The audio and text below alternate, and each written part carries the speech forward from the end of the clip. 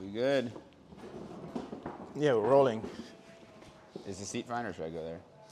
It's fine. I think it's fine. Okay, cool.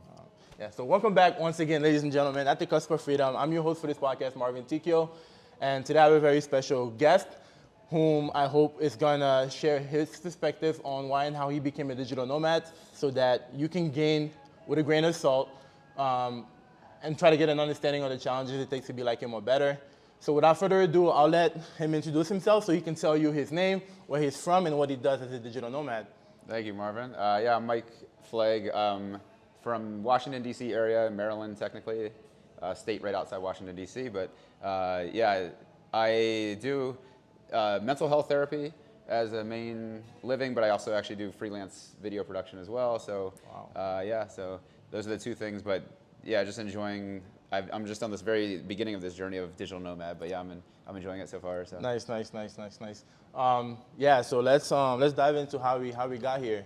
yeah. Do you think that you've always, I don't know how you got into therapy, and I think therapy and video productions are very like different fields to be in. Yeah. So is the video part like more of a passion and the therapy part more of a means to an end? And yeah, when you were a kid, what was your passion? Did you dream of becoming a videographer? What did you want? Kind of neither one.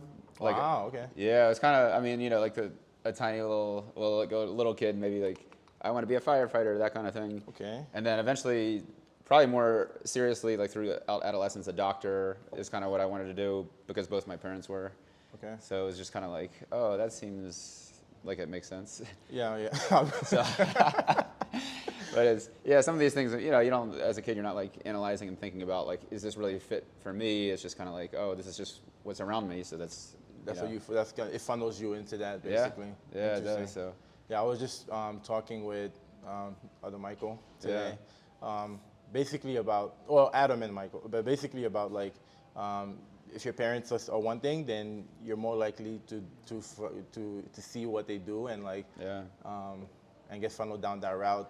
And which is why I kind of asked this question to see like how much of an influence your parents have on who you become, and whether or not you see that as where you feel best fitted. And like, for example, if your parents are doctors and you don't become a doctor and you become an astronaut or something, so how do you break from like that funnel to really follow your what you wanted to do?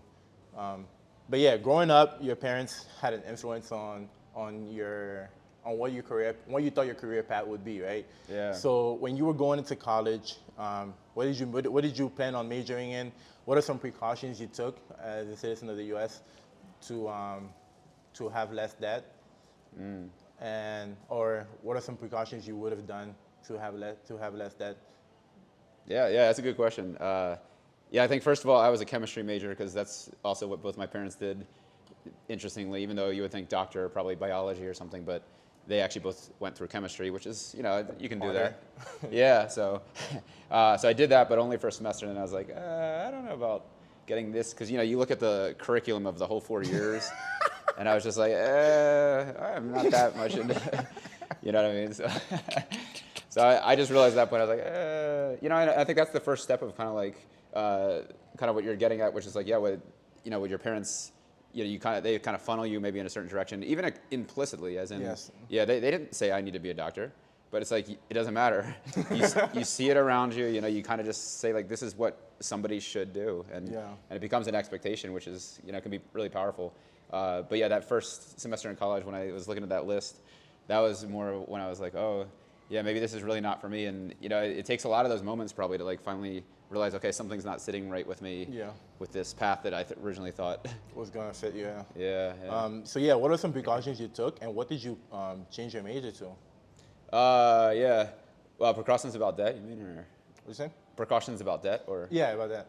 Yeah, so debt, I did pretty well. I think I went to like a state university in my own state, so it was cheaper tuition. Nice. So that's good. And I would say like, yeah, so I have a big, like, I could go on a rant about this, but yeah, I just really think you have to really like, you know, if somebody's, you know, going into college, so maybe they're in high school and they're trying to pick a college, I just think you have to really be intentional, because, you know, you might think like, oh, let's get into Harvard, it's like, okay, let's think about this a little more instead of just following the trend and following what everybody else is doing. And okay, the reputation. Is the education at Harvard better? Maybe, but maybe not. And a lot of times, you know, you have graduate assistants are the ones actually teaching the class, so you're not even getting these like big researchers. And even if you are getting a big researcher, they're a good researcher. Are they a good teacher? Who knows? Yeah. So sometimes this whole reputation thing. That's a very good perspective to have. That's a deep perspective to have. Wow. Yeah, and I've thought about it a long time. So you know, it's been a long time to get there. You know, before I was like, oh, Harvard, that's so cool. Now I'm kind of like, I wouldn't personally have my kids go there. I'd be like, no, too many expectations. Maybe not even a better education than you would get at a state university. Way more expensive probably, unless you're getting crazy scholarships. So yeah, you just have to really think about these things instead of just taking what everybody hands you, which is, oh, Harvard and Yale, those are the best schools. It's like, are they? Yeah, that's a very good perspective, bro. Yeah. Wow.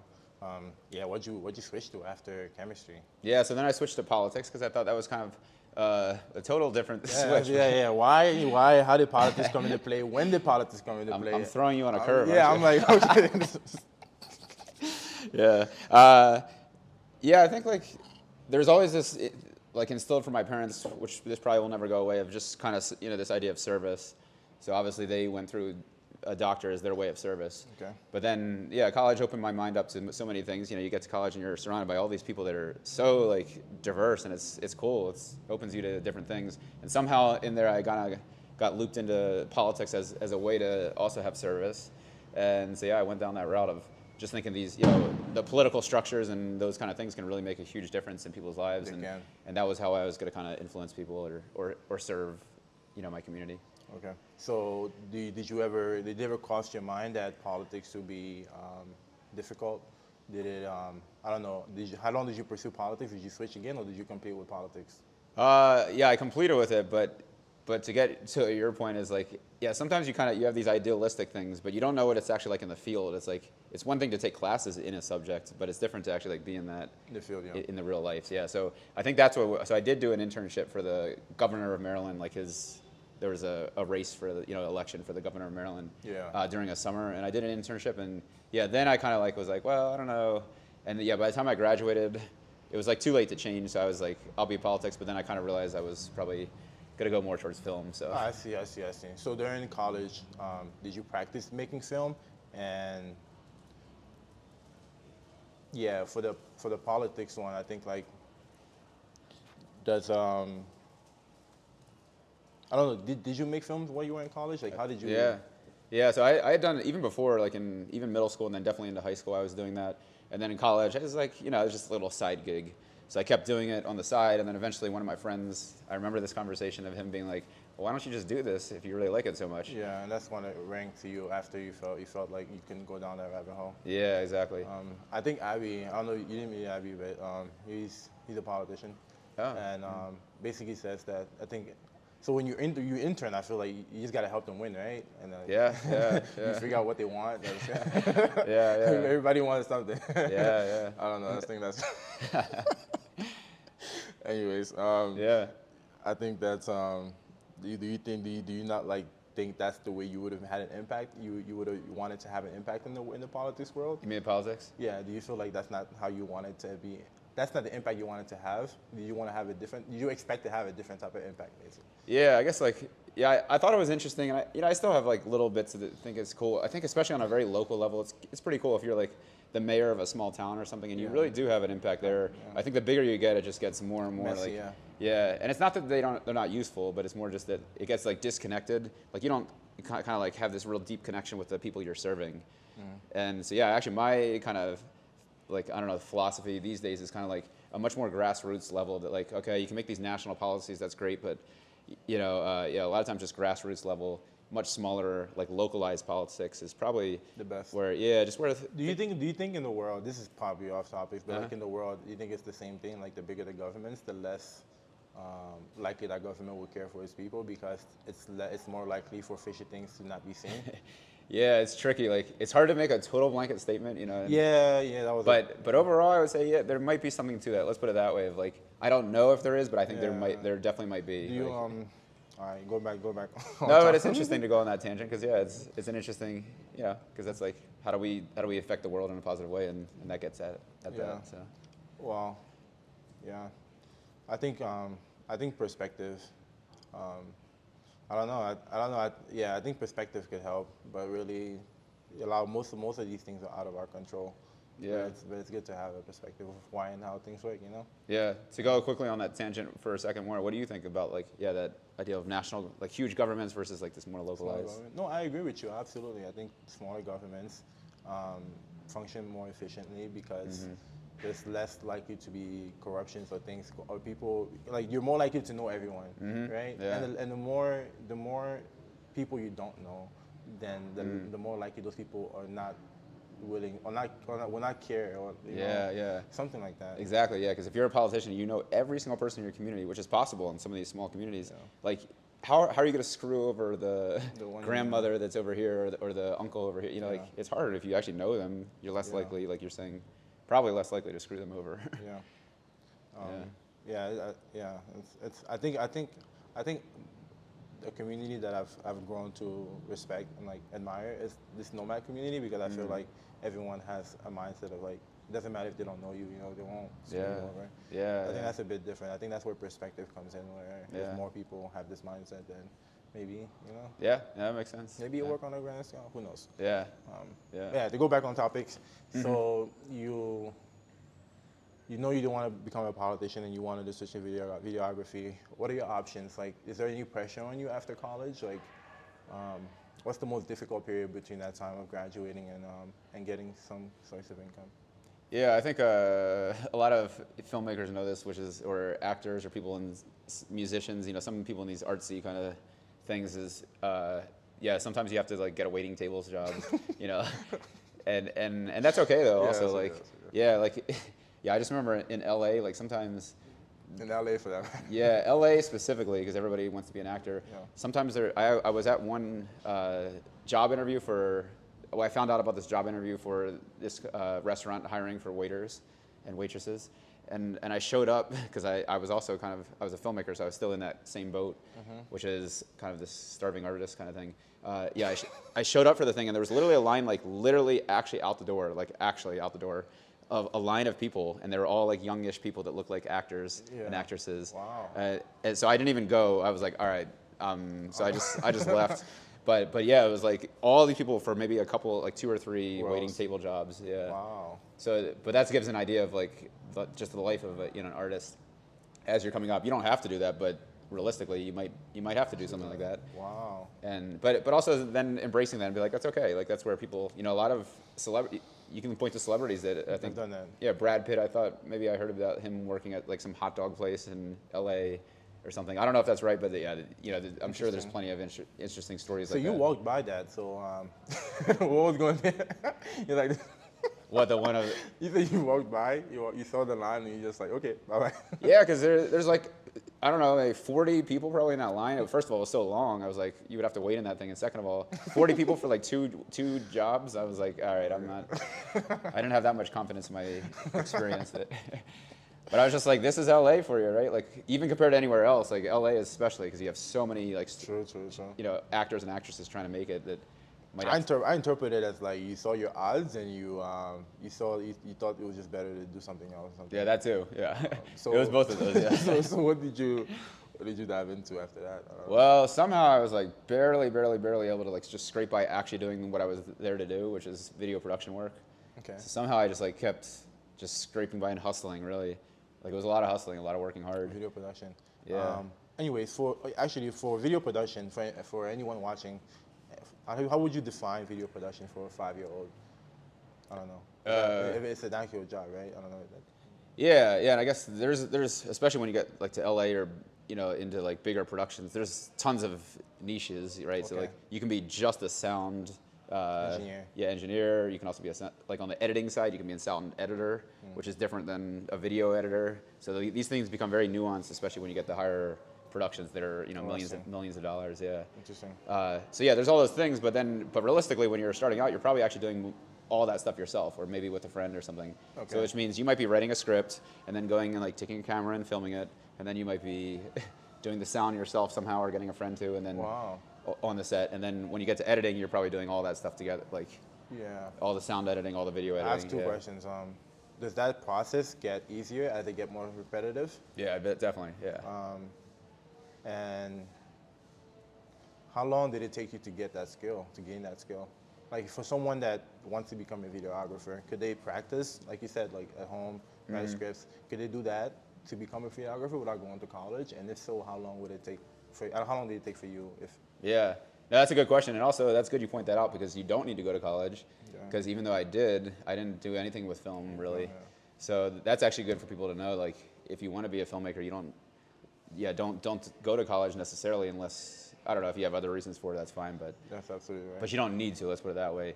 Because there's a trade-off. It's like you could go to college with it, and it's nice to get that more education just in general, even about other subjects and stuff. But then obviously the huge debt. So Yeah.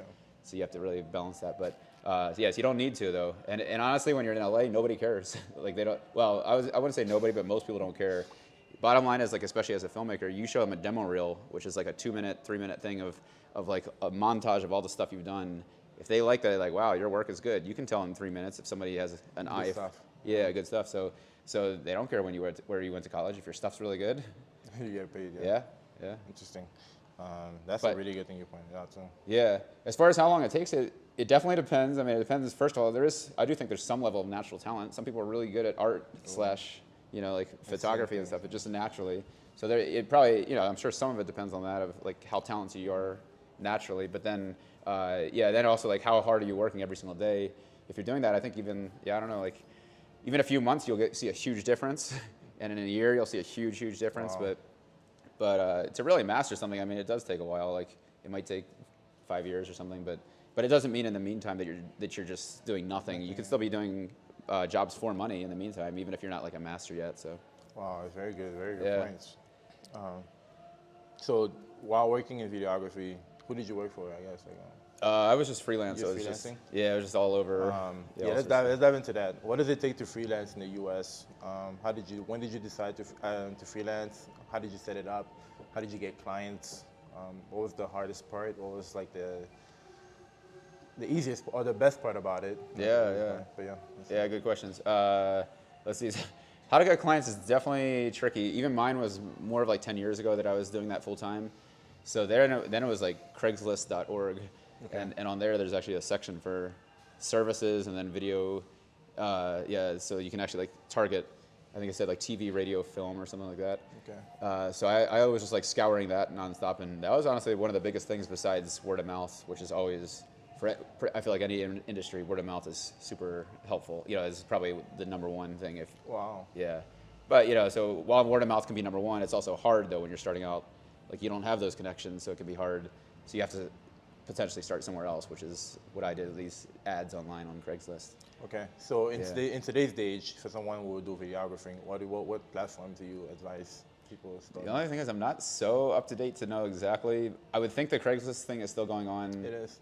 I think so, but I'm not totally sure that versus, I think it's still going on, but I don't know if there's additional ones that have come out. Yeah. But I would guess probably that is one of the main ones. Oh, yeah. But yeah, the other thing to say is like I was in LA and there's a lot more jobs out there. Yeah, there's a lot more filmmakers too for those jobs, but still it felt like there was still way more jobs. Okay. But then before that I was in like Baltimore, Maryland, and yeah, there was a ton less. So I would say it's hard like if you're in a city that's not so like film centric like Oriented, LA. Yeah. Okay. So anyway, one other piece of advice though, then in that case would be like, hey, just start going to people that need film, and one of the in film / video, which one of the best ways I would think is businesses. So social media these days is becoming huge. So or it has become huge. So like for businesses, they always need extra stuff. So what I would say is definitely work for free.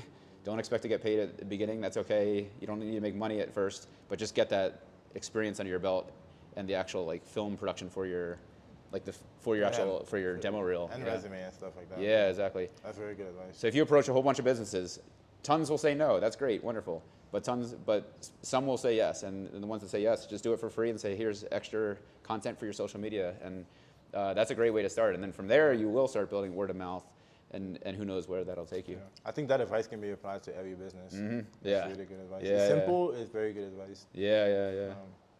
Okay, so you're doing freelancing, and what is the best thing? What's the best? I guess the hardest thing was getting clients, and you moved to LA. That made that easier. Yeah.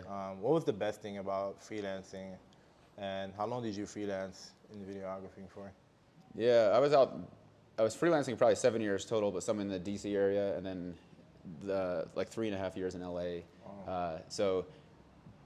Yeah, the best thing though, I think, is the diversity of projects that you get to work on. You're working on a music video one day, and then all of a sudden, like a full-length feature film, like this indie feature film that's weeks long that you're on set and stuff like that. Wow. And then after that, you go back to this one-day project with a fashion video out in Malibu where you're. So it's just very like very different projects, like very Yeah. like completely different, like Yeah. studio, everything. Exactly, which maybe you're even kind of reminding me as you're saying that is like maybe one of the best parts about it is just like the fun / diversity of like just having all those different experiences. Like interestingly, like it relates to traveling, right? Because if you go traveling, what's so great about traveling? It's Something new every day. Yeah, something new every day. Yeah, and that's similar to freelance. Yeah. Nice. You're working with these people you've never met before, and you like learn from them, and then. And yeah, like I said, in LA is specifically cool because sometimes it'll be like a set in Malibu. I've worked on the beach. You're on the beach in Malibu, Wow. and you're it's like you're going to work. Which to be fair, it is work, but at the same time, there's definitely a lot of fun. Yeah, there's definitely some fun sets to be on for sure. So it sounds like videographing is a fun domain to be in, especially in these days. Yeah, it is. Yeah, it sounds really fun. Imagine living just to make videos and I know, yeah, and sit on the beach in Malibu. Yeah, exactly. I mean, and I will say, like, it was hard. Yeah, like you said, you were spot on by saying like the hardest part was getting clients. Yes, but the thing is, these days it's better environment than it was back then because back then there was less social media and stuff. So like, you might approach somebody about the social media video and they'll be like, no. But now it's like everybody knows, and by everybody I mean the businesses. They know, okay, we need that stuff. Yes, absolutely right. Yeah. Okay, so you freelanced for 7 years, and we can obviously see that you had a lot of fun during those years. Yeah. Why did you switch to therapy, or how did you make that switch? Why and how did you make that switch? Yeah, well, there was one step in between, which is I taught for actually also about 7 years. Wow. So after film, I became like a classroom teacher, everywhere from like 3rd grade to high school. Wow. Okay, let's take a step back. Why? You're like, wait a second. Yeah. That's very interesting. So you're having all this fun. Yeah. And then you decide to go back and teach. Is this your passion of serving that triggered this? Like, wow. Yeah, it's definitely that. It definitely influenced the family. It's like that idea of service. I just thought with video production, and I kind of actually like have a little bit different perspective now. But at least back then, I was like, well, maybe I need to be doing more to like serve the world, and I like that, man. That's really cool. Yeah. So yeah, I found, and I didn't have an education degree either. But there's programs like Teach for America, which a lot of people have heard of. I did not do that one, but I did a different one that was more local to Baltimore City. Yeah. But it was the same idea that you train for 6 weeks in the summer.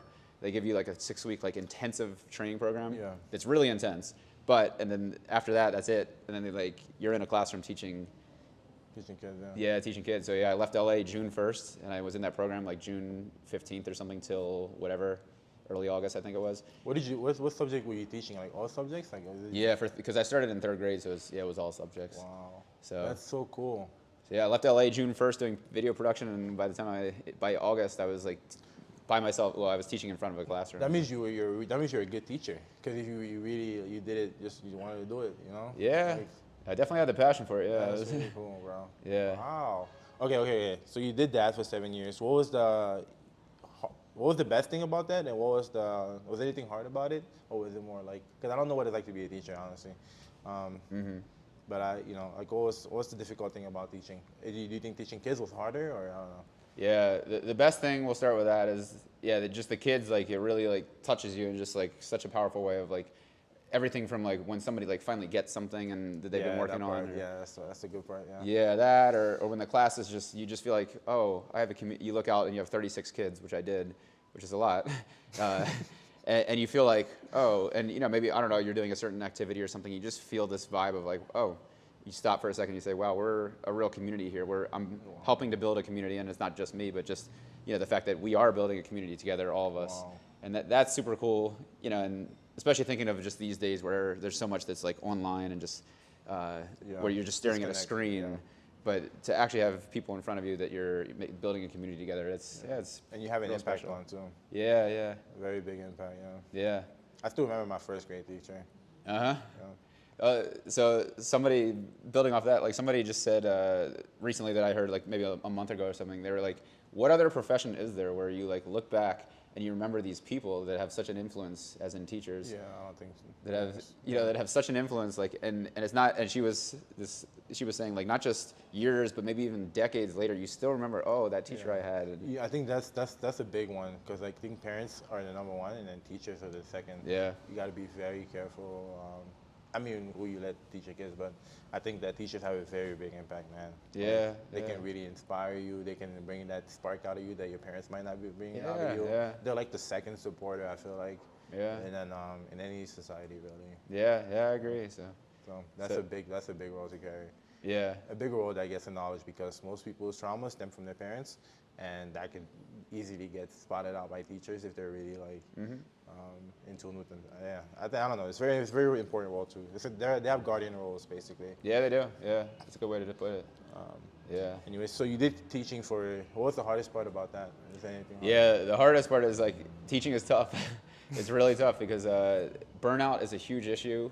Like I don't know if it's all over the world necessarily. I think a lot of places for sure. Yeah. But I don't know if every place. But definitely in the U.S., like I know burnout is a huge issue that teachers just burn out because it's tough. Like you're always in front of the classroom. You always like leading. So sometimes it's like And prepping classes, huh? yeah.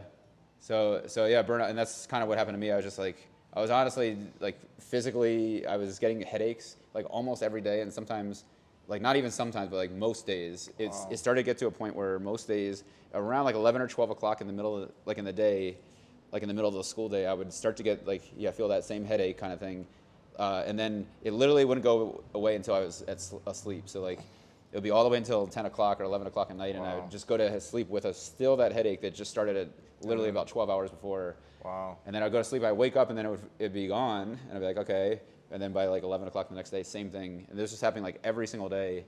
Wow. And I think it's just the stress and the burnout, and I put so much of my like passion into teaching, but I think like, yeah, maybe I didn't pace myself as much as I could have, but That's cool. yeah, so bottom line is I burned out, you know. Yeah, you give it your best though. That's pretty cool. Yeah, I did give it my best. That's pretty cool. I can bro. definitely say that. Yeah. But that's the tough part is like, and you know, it's not just me. It's so many teachers across the U.S. and I'm pretty sure across the world just have that feeling of wow, this is hard. It's like a lot of Energy, yeah. I don't know. Yeah. Energy is better than because I was gonna say pressure, but it's not really pressure, but it's energy. Yeah, that you have to put out every single day. That's really yeah. I can see that. That's Yeah. big facts. So I would love to still be a teacher, but it's just that, like, yeah, and who knows, maybe I'll someday find a way to like kind of go back a little bit in that direction, but yeah, it's a lot of energy though. Do you is that why you quit? Is that why you Yeah, I mean, I was like, hey, what else, other choice do I have? These headaches like every single day. I was like, clearly my body's telling me something. This is just not sustainable. I mean, you know, it's like after that, are you really going to go the next year and be like, all right, I'll start a whole nother year of this? It's like, I mean, you could, but it's just, it's probably not a smart idea. So yeah. Did you how did you decide to go? How did you decide to switch into your next thing? And why and how did you decide to switch? How long did you take to rest? Like, did you? Yeah, I jumped back into a video production job for university after teaching, which made sense, right? Like I had done video production, I had done education, so I was like, let's do video production for a university, which was kind of like filming stuff for them to kind of like everything from like commercials for TV to like stuff for YouTube where prospective students can come like find out about their school.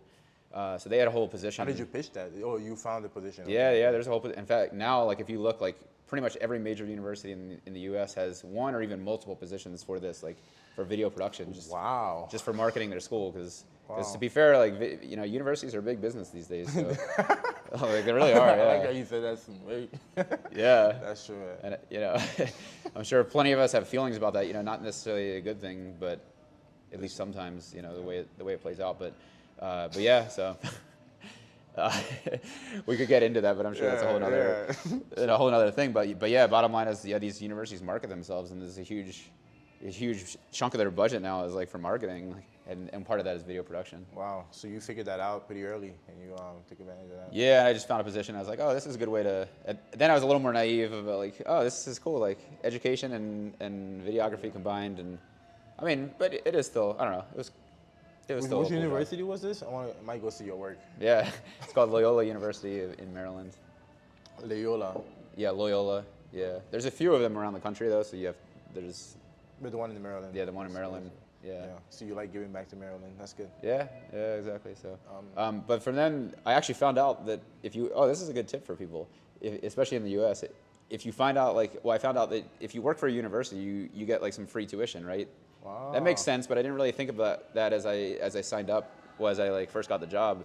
But then I realized, yeah, a lot of them, if not like almost everyone, I think offers at least some kind of free tuition if you work for the university. Wow. So this whole issue of college debt is a huge thing. And that can be escaped if you have a job at the university. Yeah, yeah. Now the only thing is like some jobs don't quote count. I think some hourly positions they don't get free tuition. Yeah, like a what's it, professional position? Yeah, yeah. So the only tricky part about that is if you're an undergrad, you probably can't get one of those jobs. Yeah. But if you're going to grad school, yeah, like you can get a professional job at a university and then Do grad school. Yeah, do grad school on the For side. free. Yeah, and a lot of people did like too. I was working with a bunch of them did that. Wow, that's a good perspective. Yeah. Wow, so it's a little Yeah, hack. I didn't maybe, even know that. a trick. That's cool. That's Yeah. very good to know. Yeah, I tell people that now. People are like, "Oh, I'm interested in going back to school." I just throw out the Yeah. idea. I say, "Hey, just if in case it's interesting to you, like think about actually working for that university, Yeah. and then Yeah, for 2 years, get more education. Like, yeah, that's definitely something. one to Yeah. say. yeah." So Okay, so you oh, and I was gonna say like, yeah, I guess from that, so I found out about that free tuition, and then I found out there was a school counseling program, and I was like, okay, I was interested in teaching, but school counseling is a different thing where you're not in front of like 36 kids and all that. You're just one-on-one with kids. That's true. So I was like, oh, that sounds like maybe that's a That better makes- fit. Yeah. Especially given the burnout. You know, that I was man, experiencing. your whole story makes so much sense.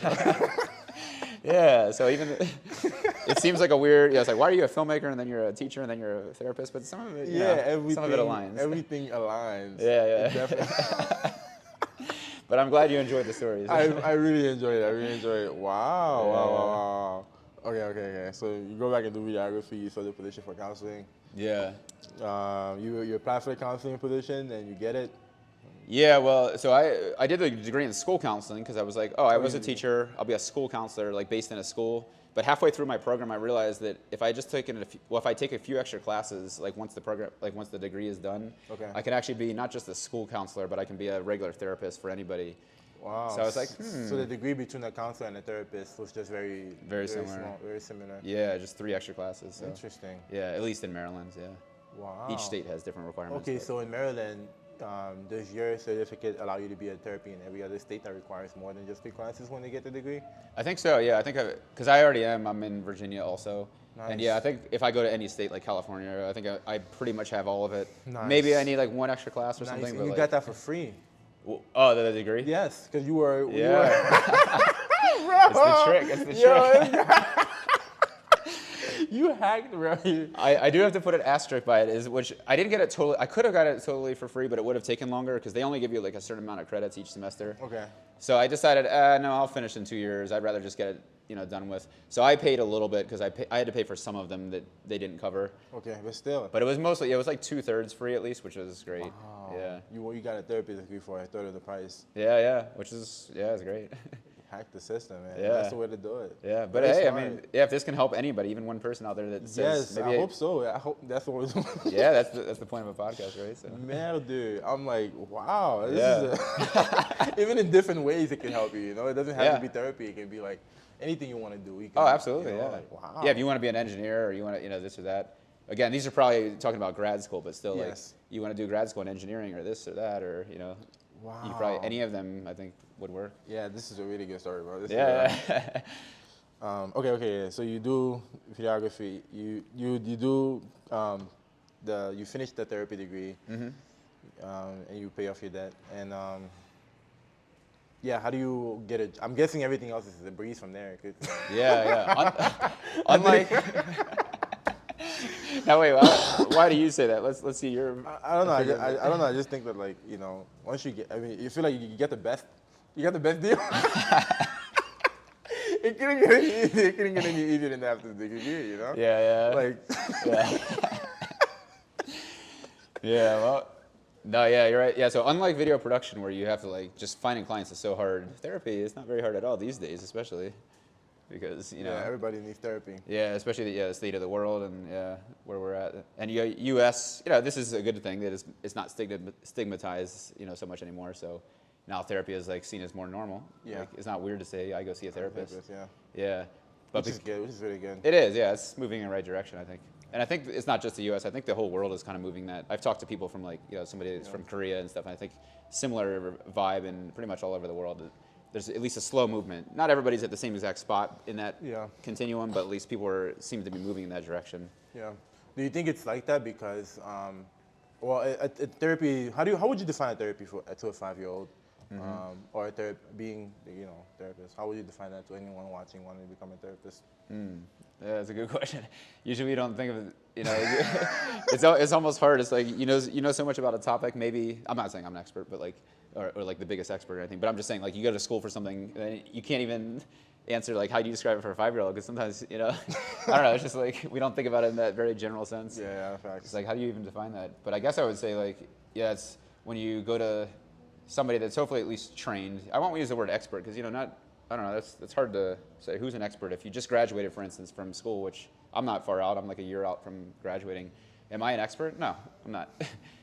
I be honest about that, I think I can help people, but I also don't think I'm an expert. I think, maybe that there's more, I don't know, more time in the field I need to really be able to use that term.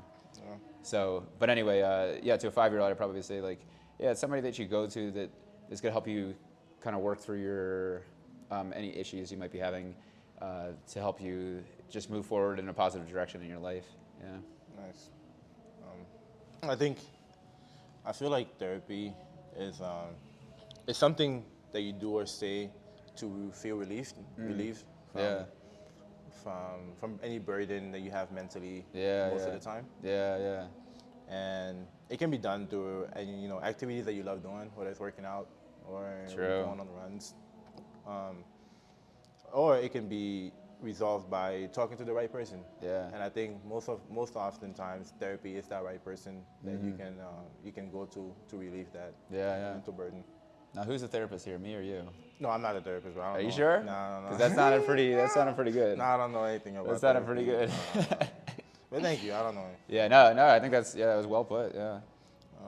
So, what's the hardest thing about about being a therapist? And what's the hardest thing? Because we know the benefits. It's easy to get a job. So. Yeah, easier to get jobs, right? Than video production. Well, let me go before I answer that. Let me go back to one thing you said, which is just I think is super important that should be highlighted. Is you included could be working out or going for a run, right? And I think that's so important. And I think that even goes back into that definition for even a 5-year-old, of what is therapy? And it's is it just talking in a room? No, it's not. It's not necessarily just talking in a room. Because what about all those other aspects? And even okay, you don't necessarily go on a run with a therapist or work out with the therapist, but at least understanding that should be at least thought of in this holistic model of therapy. I think it's super important. Yeah. Which is what you brought up, but I think it's I think that's important to include. Thank you, Ron. Thank you. And you could even get into other stuff.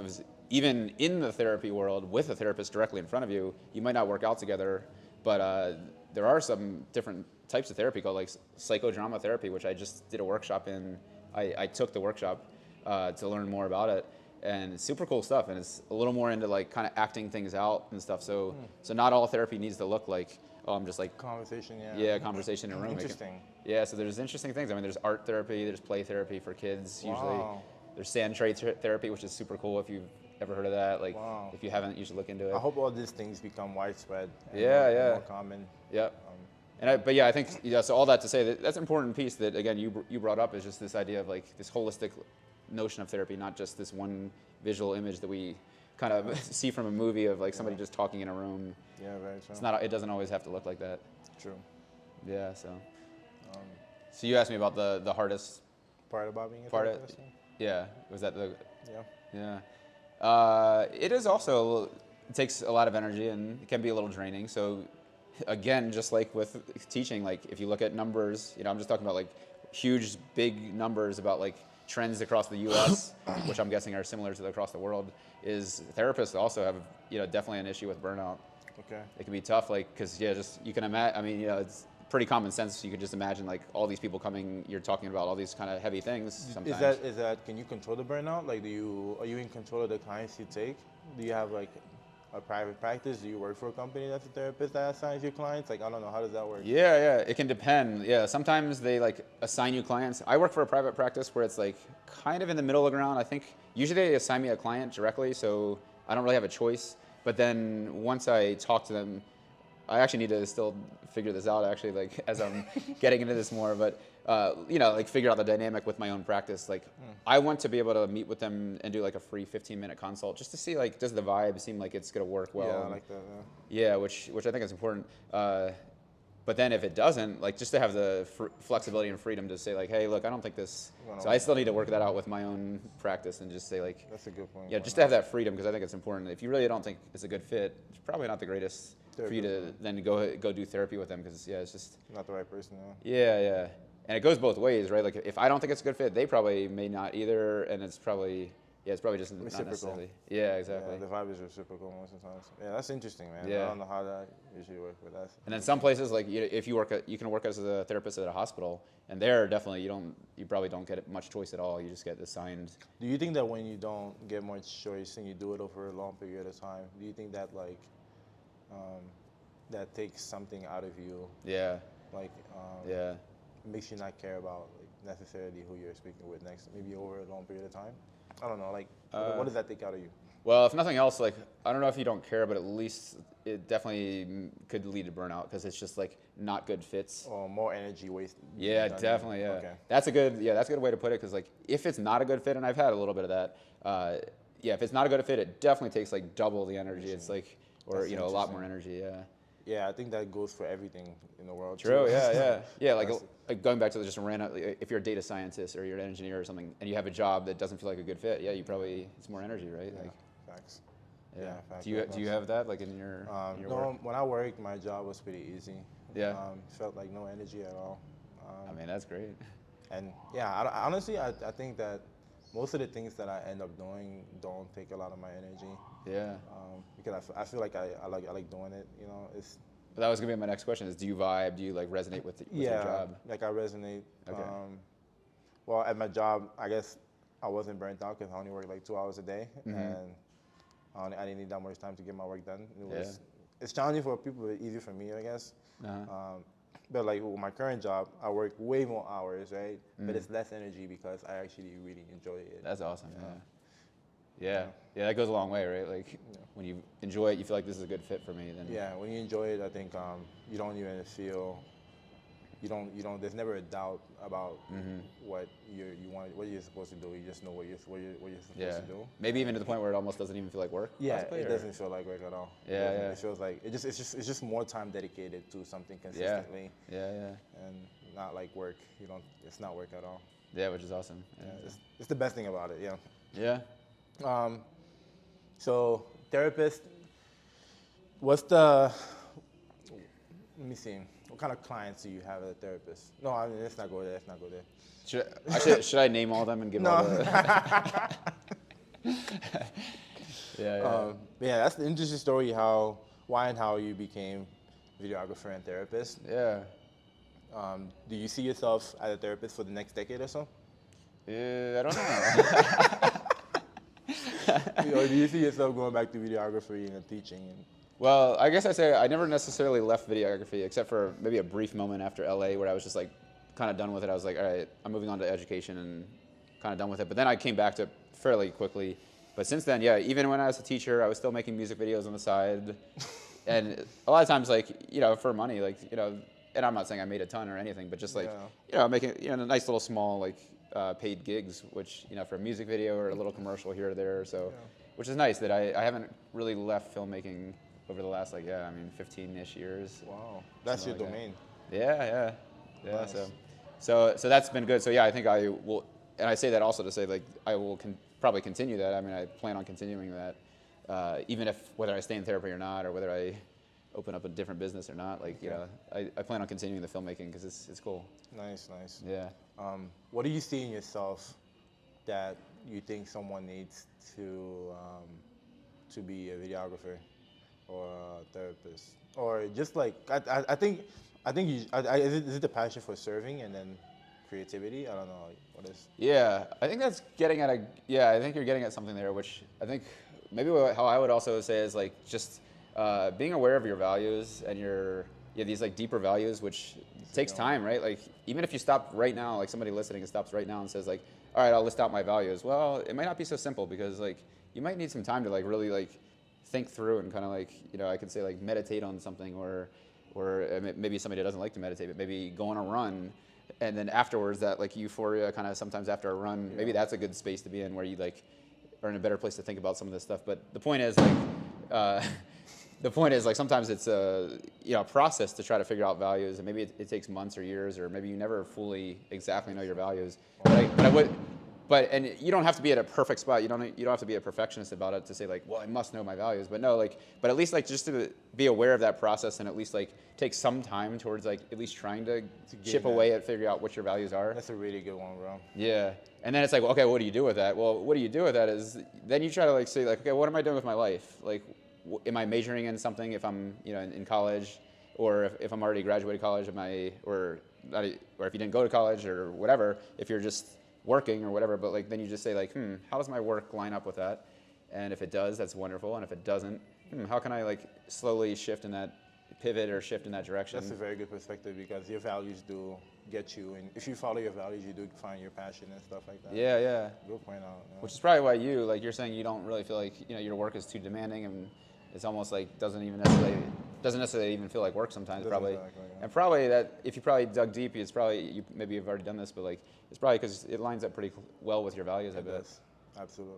Yeah. Have you done that work like to kind of like? I've noticed it. Yeah.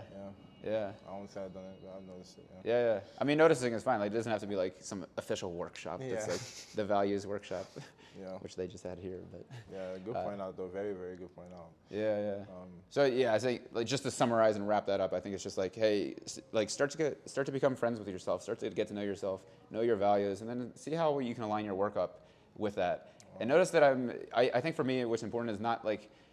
I'm saying this in a kind of like this gentle way of like shift towards that or pivot towards that, but not this like dictatorial kind of thing where it's like, I must do this. Well, this is my value, so I must do this. When you have that kind of energy, that's not necessarily helping anything. Yeah. And usually what that'll do is bring some kind of self-judgment and expectations that are not necessarily helpful. Yeah. And be like, oh, I should be doing this. Oh, I'm not doing the right thing. I should be doing this over here. And that's not helpful at all. It's usually judgment-filled and doesn't help you. So the point is like do this work, but do it in a way that's like very compassionate, and maybe slow, as in like slowly you get more towards those values, but you don't need to do it tomorrow. You just, as long as you feel like you're taking a step in the right direction, it's okay if you're not like at the destination yet. Wow, that's a really good perspective, man. Wow, I can't add on that. You can say that better than me. No, I can't. Now that we've discussed why and how you became digital nomad as a videographer and therapist. Yeah. Let's dive a bit into how your passion for traveling, right? Mm-hmm. When you were younger, how did your parents instill traveling in you? If so, how? When was your first time traveling?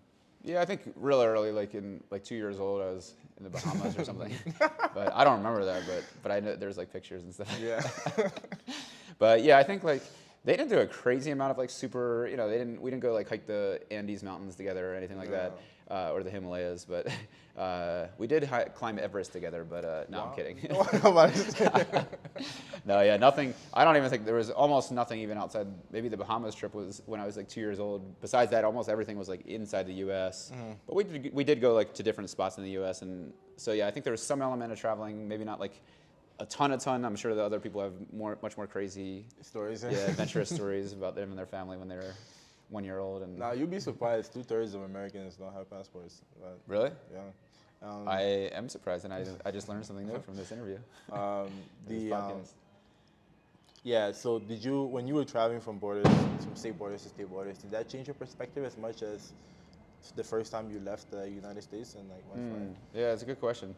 I think like it was less, obviously, I mean, some of this I guess is kind of obvious that of course like, yeah, it's not like massively different when you cross over a state line, especially, I mean, it can be, but I guess like the ones I was going to at least wasn't like majorly different. But I think, does it change some of my perspective? Sure, because like, yeah, just this idea of like, hey, get out of your comfort zone and like go see another place. So I do think there's some element of that, but it wasn't massively like, I guess, yeah, massively different, maybe not. But what the second part of what you said is like, yeah, when I went to like Latin America for the first time, some of that stuff was like, yeah, really eye-opening and life-changing, and in a very positive way. Like it was like, wow, this is awesome. Okay. So do you think that for the 2/3 of Americans that don't have passports, the way they could start is by just traveling to the next state and like getting that different perspective? Yeah. That could make them wanna, because I feel like if you're not traveling from state border to state border, they're definitely not traveling to Latin America. To Latin America, yeah. No, I think that's a great idea, yeah. Because, yeah, some of them might not even do that, right? And, yeah, just getting that little, like, because I think what you're getting at is also, like, hey, that's a step, right? Like, you don't have to go from 0 to 100 right away, but you can just go to another state. Yeah. Just go to some national park that's in another state that seems super cool. Yeah. Absolutely. Yeah, I think that's a wonderful step. And then from there, maybe they say, okay, maybe I'll take a step further, actually get my passport. Wow. And then actually go somewhere else, even if it's Mexico, which is a wonderful place. Okay, so for your perspective, what perspective did you gain when you came to Latin America? Where did you go to Latin America? And yeah, what were you expecting, and what was your perspective? Yeah, I mean, I went a couple times to Mexico with my family, which is a little different because we were kind of resorts, that kind of thing. But yeah, when I first went to, I think Costa Rica was first, about 10 years ago. Yeah, it was just pretty incredible because then I was just doing normal things like taking a public bus, not staying in a resort, just staying like maybe in a hostel or something. But it's a little hard to like. I do have a couple things, but it's a little hard to like pinpoint exactly what the difference is because at some point I do think some of it even comes down to like just this energy / vibe, which felt different. Yeah. And again felt different in a good way, of this very kind of like positive way. And I know there's also danger in like romanticizing, travel and romanticizing other countries. Yeah. And maybe you're a foreigner, so just anything new to you is going to seem like better, and maybe people that live there don't see it quite the same way you do. But so there's a danger in romanticizing, and I get that. At the same time, I can't help the fact that I did feel just like a difference in energy.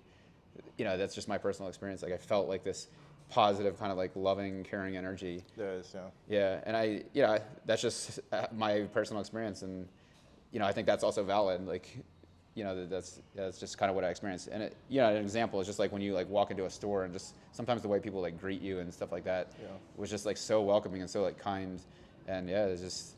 Yeah, I agree. The other day, I think yesterday, we got lunch, and this lady who was leaving the restaurant told us like, "Bon provecho," and like, people just have nice gestures. More welcoming as well. Yeah. How did that happen? Because I think I know what you're saying. The buen provecho. Who was that lady? I don't know the lady, but we went to Los Dantes, and we were just eating, and this lady was leaving. She said, "Bon." And she was a customer? No, she was. She was a customer. She was leaving, and she just said, "Bon provecho," to everyone. Okay, yeah, exactly. So I've had that same experience, and like that's a perfect example. Because this can sound very general. It's like, what are you talking about? There's a vibe or a good energy. It's like, what does that actually mean? It's like, well, okay, this is a clear example of it. Yeah, that thing is amazing. They do that a lot in Mexico because even in Mexico City, a huge city, they did that. Yeah, like another customer walks out, and they say "buen provecho" as kind of like enjoy your meal kind of thing. And it's like, how cool is that? Like, that's an element of like community and connection. And I think we can learn from that. Yeah. In the U.S., nobody's telling you good appetite. Like enjoy your meal on the way out. Like another customer to a different customer. So do you think that you, how long do you see yourself doing this digital nomad lifestyle since you're just starting out? Do you think, I don't know. Yeah, how long do you think you see yourself doing this? I don't know exactly. And I would say, like, I think a lot of us, we're staying at a co-living place right now, and I think a lot of us are in this similar mindset where, for me, it's not just like, I don't know, just like blast through and spend 2 days here and 2 days here and 2 days here and just like enjoy everything and then kind of like almost like irresponsibly leave a trail of kind of just like, I don't know, partying and drinking and all sorts of stuff and kind of like, okay, like along the way, I don't know, it just feels like disingenuous or irresponsible or non-sustainable, all those things, all those words. So I think, for me, it's like, it is digital nomad, but it's like in a little different way. Because, I think some people like might not kind of be aware that like, some digital nomads stay somewhere for months in one spot and really develop some kind of community together. And then maybe they move, but like, but there's some element of like community and responsibility to the place you're living in, and connection to the city you're living in. So so I think I want to do something like that where it's not just like frivolously, maybe that's the word I was looking for, is just frivolously like flying around from place to place with no sense of grounding. For me, it's a lot more like, hey, I can stay somewhere for a month, 3 months, 6 months, something like that, and then possibly move somewhere else. Or it's interesting you said that like there's a trail. What do you think is the effect of a lot of, because right now there's 35 million nomads. Mm-hmm. What do you think would happen if there was 100 million nomads? So 3x nomads. What do you think will be the consequences of that? Yeah, and first of all, that's very possible, right? Because more and more jobs are going remote. So I don't know what you think about that, but Absolutely. Yeah, so it's possible. Yeah, I think it's like it depends, and what it depends on is kind of the consciousness, the energy, and the intentionality that people go into that with. Because again, like those two kind of differences that I was just mentioning is like, if they're just flying around and they just kind of like stay in the place they're, like stay in their wherever they're living and kind of don't interact with the community, the local community and stuff, like that might look a lot different. And then also like adding a lot of like drugs or alcohol or stuff like that, which there's nothing wrong with maybe some of that, but excessively using that kind of stuff, and obviously that looks a lot different than somebody like trying to like really intentionally like meet members of the community, the local community, and see how they can even integrate in some ways. And maybe, and again, like sometimes time does matter. Like if you stay for 3 days, it's really hard to do that. But if you can stay for a little longer, maybe there's more chance to do that. So yeah, it depends probably. It probably depends on how people to choose to. I think I'm a bit more positive on this aspect, because I feel like traveling gives you a better perspective. And with remote work, it's power to you, but it's also more responsibility, as you said. Yeah. So I think that people are going to travel, and they're going to feel that sense of accountability and responsibility by gaining perspective as they travel, especially in developing countries. And I also think that the type of people that are going to decide to travel are going to have the personality to make sure that it goes in that direction. Yeah, I'm with you on that. Yeah, and I do have some positivity around it too. Yeah, I think that sounds right. Yeah. Now that we've discussed why and how you got here and your experience traveling, do you have any last keyword of advice or life philosophy that you live by that someone like you watching can resonate with or take with a grain of salt to be like you or better? Yeah, I guess like piggybacking off what you said, because I totally agree with what you just said about the positivity, and the people I've met, like the type of person that I've met, like that's been another digital nomad, are some of the coolest, like very, very coolest people. And again, like I'm not talking about coolest as in they look cool and they go party all the time and they're so social. Yeah, maybe there might be elements of that or whatever, but like I'm actually talking about like deeply, like that I deeply respect, like in a much deeper way of, they seem to be on an interesting path. They seem to like think in an interesting way, maybe outside the box, and they seem very kind, right? In some of these simple things, they seem to be good listeners. They seem to be very curious. They ask you so much more about you than I think a lot of times, like in daily life, what I was living, at least back in the U.S., like people kind of just go about their way. So I do agree with it. I think like the type of person a lot of times is a really amazing kind of person.